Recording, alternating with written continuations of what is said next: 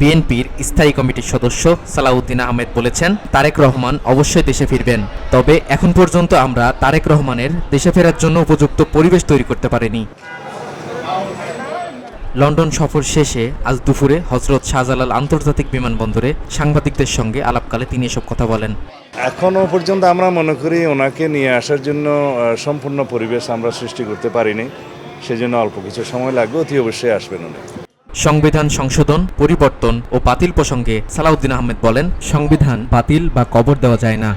সংবিধানকে কখনো কবর দেওয়া যায় না। আমরা যে রিপাবলিক, সেই রিপাবলিক এবং যে সংবিধান এখন আছে সেটার পরিবর্তন সংশোধনই হবে আমাদের জন্য সর্বোত্তম পন্থা। তারেক রহমানের সঙ্গে কি কথা হয়েছে জানতে চাইলে তিনি বলেন, এ বিষয়ে আপনারা ধীরে ধীরে জানতে পারবেন। হয়েছে অবশ্যই, আপনারা জানতে পারবেন।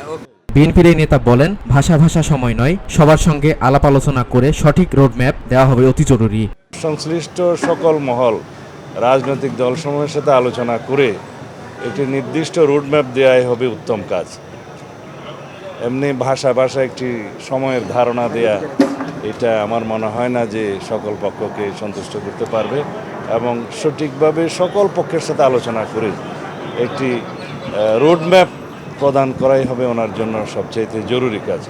জাতীয় ঐক্যমতের ভিত্তিতে প্রয়োজনীয় সংস্কার কার্যক্রমগুলো এবং নির্বাচনের প্রস্তুতি একই সাথে নিয়ে যত দ্রুত সম্ভব গণতান্ত্রিক প্রক্রিয়ায় যাতে আমরা যেতে পারি সেদিকে মনোযোগ দেওয়ার জন্য আমি অন্তর্বর্তীকালীন সরকারকে আহ্বান জানাবো। বিএনপির ভারপ্রাপ্ত চেয়ারম্যান তারেক রহমানের ডাকে গত 20 ডিসেম্বর যুক্তরাষ্ট্রে যান সালাউদ্দিন আহমেদ। আগামী জাতীয় নির্বাচন সহ বিভিন্ন বিষয়ে তারেক রহমানের সঙ্গে বৈঠক ছাড়াও যুক্তরাষ্ট্রে বিএনপির বিভিন্ন পর্যায়ের নেতাকর্মীদের সঙ্গে বৈঠক করেছেন বলে জানা গেছে। আরিয়ান সাকিব, ভিওডি বাংলা, ঢাকা।